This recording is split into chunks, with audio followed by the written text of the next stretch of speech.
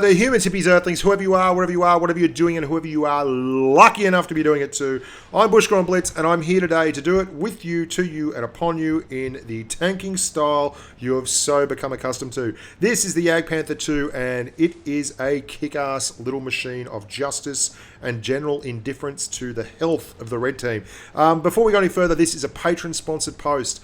If you have ever considered sponsoring the channel, it's not a big deal. It's like a couple of bucks a month if you want to make it that. It can be 20, it can be 30, it can be 5, it can be 3 or 4. Like, it's up to you guys. So don't ever feel like when I'm saying sponsor the channel, I'm saying you've got to shell out huge amounts of moolah. It's not true at all.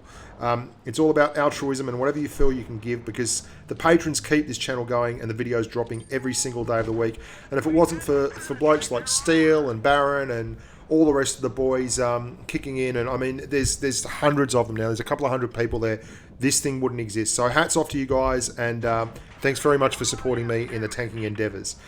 Now, what's up, Jack, with this? This is an agile young tank, and basically the feature of today's video is going to be thinking through things, some of the mistakes I make, why I'm doing things the way I'm doing them, and I mean, this is something else I want to talk about.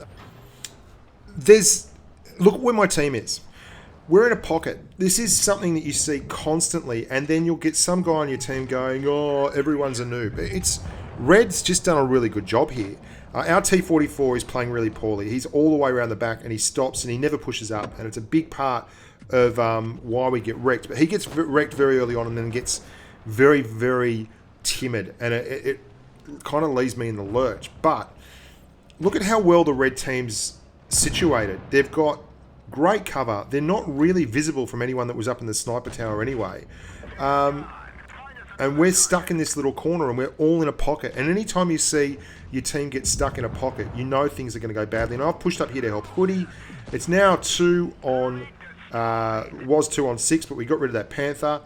Look how agile the Panther 2 is. It's such a good tank. And it's now 2 on 4. Not that the T44 is doing anything, but, you know, it's 2 on 4. The T44 is still over in that corner. Hasn't moved. Has not moved. It's now 2 on 3. And we're doing really well. Now, this is the mistake. I see the Super Pershing moving around. I think I can get over here. But what I've not done is paid attention to the IS-3. Now, I've looked at it since, and the IS-3 was in the cap on the mini-map, and was very, very low hit points. But I was completely unaware of this. And as such, I could have pushed right there on the IS-3 and probably got a shot off, or pushed on the SU-152 when he actually shot the T-44 and at least made him a one-shot, which would have got me the kill here. And you can see how good this tank is and how agile it is. As it is, I've got no clue where the IS-3 is. And it's really... The reason I lose the game is because I wasn't paying attention to the map. Now, it's not perfect. I can understand myself losing attention there, and not because I didn't think I'd be in this situation. I didn't think I'd be able to get through this many tanks anyway. And here he is. He's on the left. He's a one-shot. I'm going to wait for him to go past this tank. I set the reticle, and I get him. That's all well and good. But now the SU's pushed up, and I was on a Rossini. All I had to do was get like 2 degrees more around. Oh, so close to the big carry. But, I mean, looking at it realistically, I was lucky to be there. And I got there because the tank was really good and I made some very good shots. But mostly, I just didn't know where that IS-3 was. And knowing where enemies are on the minimap is just so key. And I run Platoon sometimes with patrons, and some of the guys who aren't that experienced with the game and who haven't played a lot of Tier 10. And Tier 10 is a really... Look at the snapshot from this T-30. Moving backwards, changes targets, still hits me. I've driven that tank before. I know that gun is not that great for that kind of thing. But there you go. Good shot. Hats off to you, Adam, in the T-30. Really good job. If you know where tanks are on the minimap and you pay attention, you can then formulate and plan and keep an eye on things and actually have some kind of a semblance of order in your gameplay and knock people off one at a time and know where the weaknesses are. And I'll often tell people as I'm playing with them, if I'm playing with them on Discord, and I mean, I'm not the greatest player in the world, I'm not saying that at all, but if you're new to the game there's some really, really good habits to ingrain in your gameplay. And one of them, if I ever run with you on Discord, is I call the targets. I will say, it's an old West Wing term, the CJ Craig, the press secretary in the West Wing uses. When they've got all the news of the day out, they'll say, that's a full lid. And that's what I say when I've seen everyone on the enemy team. You'll go, that's a full lid. Or that's all tanks spotted. Or that's 7 reds. Anything like that. And it means that you can then really start figuring out where they are without the guesswork. And what I've done here is basically move slowly around here. I know where the 215B was. I knew where that IS-7 was. I just didn't know where the T-54 was. And that's why I'm slowly going. And there you go. That's where the T-54 is. And he brings a little bit of heat into the battle there. Nothing wrong with that. I fire plenty of that stuff myself. But I've definitely got the DPM advantage on him. And I'm going to go hunt him down if I can just move this 215B around. I just need the 215B to make a mistake. And he's given me that option. And there we go. We snapped that. So now I know where the 54 is. I've seen the 215B. I knew where the IS-7 was. I can isolate this T-54 because the IS-7 has just killed the guy in the T-30. And I can now just come around here and try and DPM down this T-54. We get the first shot. And we're angled up pretty nicely.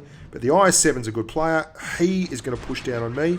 Rather than sit there and just die tunneling this T-54, I'm backing up. And I'm going to stop and give myself time to actually turn the tank around. Because even though it leaves me stationary, if I just reversed, I would never get away from that IS-7.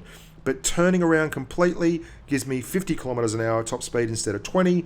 And I can come up here. I've got enough hit points to take one shot from the T-54 and then drive over and give him one back. And then Barney, like my life depends on it, because indeed it does, all the way around until the IS-7 engages the 183. And then I can go back. See, again, I wait for him to pop on the minimap, and then I go around here. I make a mistake at the end, and I'm going to show you what it is. And then I'm going to show you how fatal that mistake can be in another match. I won't spoil things. I've got heat loaded to make sure that I pen. Now, one of the big issues with this is in the last couple of patches, they've changed heat twice, and it doesn't pen there on the side skirts. They've changed heat dramatically. It was completely broken. Originally, heat wouldn't go through spaced armor at all. And then they broke it somehow. The pen values went all over the joint, and heat started penning through spaced armor. What you get used to doing then is actually using heat to guarantee a pen. But you're facing a spaced armor tank, or you might hit tracks, and that will now work correctly. It's back to working correctly. I'm driving the Leopard PTA, and I've seen a great opportunity here. Now, I've tracked that Jag Tiger once. I think if I can track him again, that's got to be 2 kits. He shouldn't have a kit left now. So I'm moving down here. I'm ignoring the Jag Tiger because what I really want to do is take out this fella here. And it doesn't matter if we miss and take a hit for it. As long as we can get rid of him, that's fine. Yag's pushing up on me. He's a non-turreted TD. And although he's got the most fearsome DPM going around, I'm certainly capable of CODing him, which I do here. Leopard PTA is a brilliant tank. It's been buffed out the wazoo. It's now got the same DPM as a T-54. It's an M46 pattern, but it's so much quicker. Its gun is so much more accurate, and it has so little armor. So you basically have to make sure that at all times in the PTA, you drive it carefully, and you only ever hit point trade when it's an absolute necessity. And you can see Aegon's down in the corner here. He's done a great job holding in the 122.54, and I have situated myself to clean up the scraps here. I've got enough hit points to take the shot. Now, this is the mistake. To guarantee pen, which would have been fine for the last 2 patches, I go to heat. But the object gets it in the tracks, does nothing. We roll really high here, and that saves us. We roll 399 in the 350 average alpha, which is great. But remember that, guys, they've changed the way the heat mechanics work. It was broken. It was really broken. And for a couple of patches, you could take advantage of that, and that's all well and good. But I'm really happy, actually, that it's back now the way it should be. This is Pimp Daddy and I doing it real tough on desert sands. Basically, The team all came out, which was grand, apart from a couple who just decided to stand in front of a big heavy rush over there and die. And then Pimp and I are out here. It's now 2 on 5. And I am trying to help the T-34. Here's my platoon, mate. I tell Pimp affirmative because basically when you're not using Discord, you just want them to know that you are watching and you understand what's going on. And then I am busting butt to get back here and take out this Yag Panther, because the Yag Panther has a lot of DPM. If he gets stuck into the side of Pimp Daddy, things could go very poorly indeed. However, we have got him, we're on the track and we're behind him. Look at this little pocket rocket go. It's so fast. We're going to ignore that Panther. We've got to help the 34, help Pimp Daddy. Great on the move shot here into the STA-1. And then we're going to get jagged here, but we repair instantly.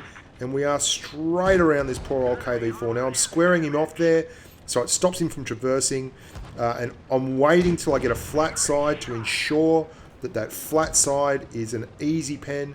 And I do the same here, just take our time, and we have rescued the situation. Now I only did about 3k here. Pimp Daddy knocked out 4k in the T-34. And that is a 7,000 odd damage carry from a couple of tier 8s, which is always good fun. If you're going to be CODing anyone like that, you really want to be as close to them as possible. Did you see how I never did the big wide circles on the KV-4? The secret, as always, and I've mentioned this in a lot of videos before, is you just keep your tank opposite the gun. So don't worry about where the rest of their chassis is. Look at their gun. And there you go, 7,300 damage between the two of us, which is pretty good, solid effort. Now, as much as I love the T-54 lightweight at tier 8, at tier 9, this is my favorite tank. Now, this leads to a really interesting discussion on DPM. The Sense DPM is nearly 2,800 using Hesh, but only about 2,200 using APCR. Now, the T-54's DPM is 2,400, so you'd say that'd give an edge to DPM. I've been thinking about this a lot. Now, DPM is certainly an overrated stat. It is a good indicator at times for certain tanks. But there's a huge advantage for tanks like the Leopard PTA and the Centurion 7 and Mark 1 in that they have 350 alpha. Their DPM is blended more towards higher alpha damage. And the Cent in particular has 210 millimeters of pen on its Hesh, which has 440 average alpha. Applicable DPM is great. It's DPM like this on a high penetration gun, 268 millimeters, that is a big average alpha roll. And you see I'm going to drag it back here, give him a really, really tough shot on a really, really angled upper glacis and smack him in one of those side panels. Now the Cent 7-1 is just amazing at pumping damage. It's not super quick. It's got great gun depression, it's got a strong turret, and it's got the L7A1 gun, which is the same as the Leopard PTA. And they both have 350 alpha damage on their standard APCR rounds.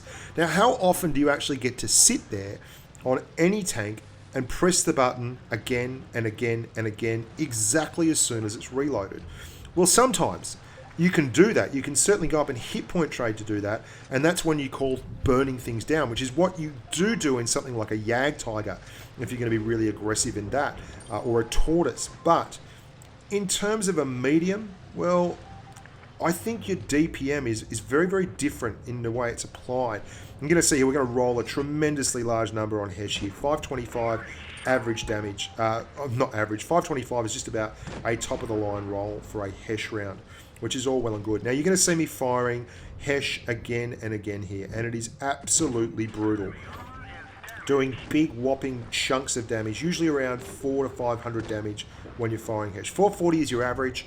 You're going to go just a bit under that and just a bit above it on certain occasions.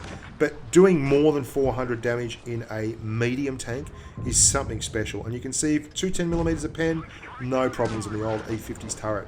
So we're actually doing massive amounts of damage. And because we have the good pen and the low pen gun, we can use the penetration values on the APCR of 268 or the penetration values of Hesh at 210, depending on what we want. And that's what I really want to point out.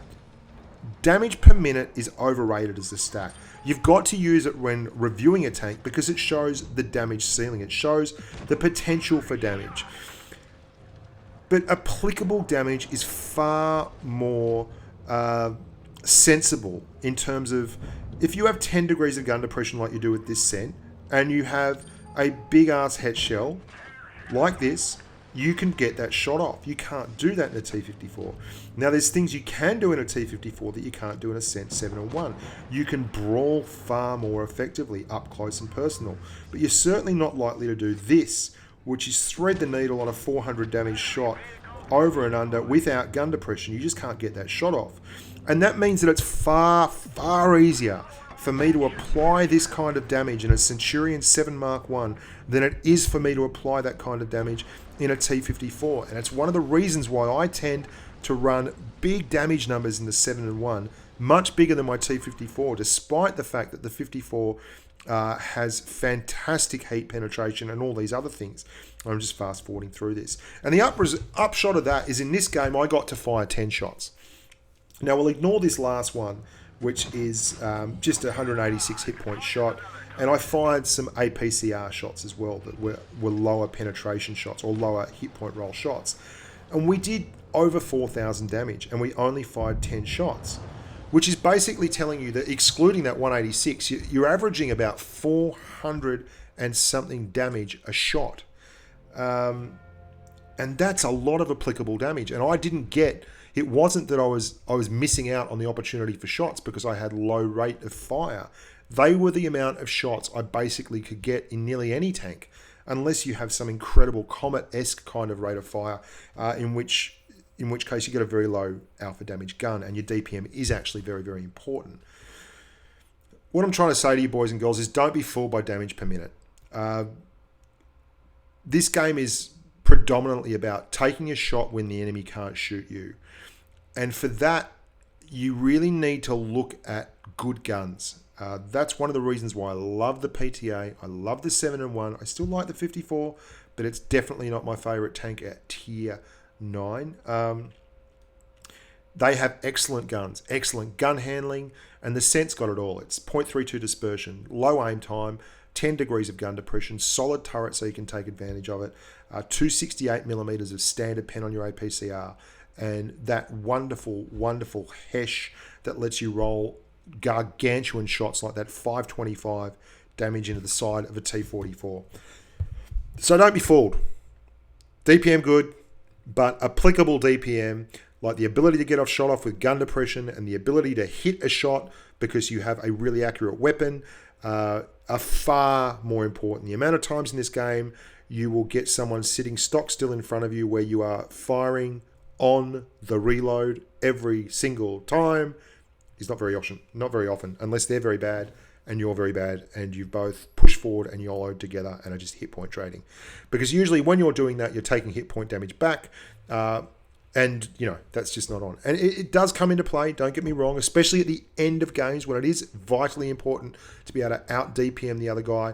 But there are ways around that too, and there are ways of being crafty and there are ways of making them pay. Anyway, I'm Bushka on Blitz, boys and girls. Thank you so much for watching. I know that was a long-winded one, and I'm a long-winded bugger anyway. Hope you're enjoying all the content that's dropping. I'm enjoying talking with you humans. Stay safe on the battlefield. Look after your families. As always, if you want to sponsor the channel, there's the Patreon link. But most of all, just keep enjoying yourselves, and bye for now.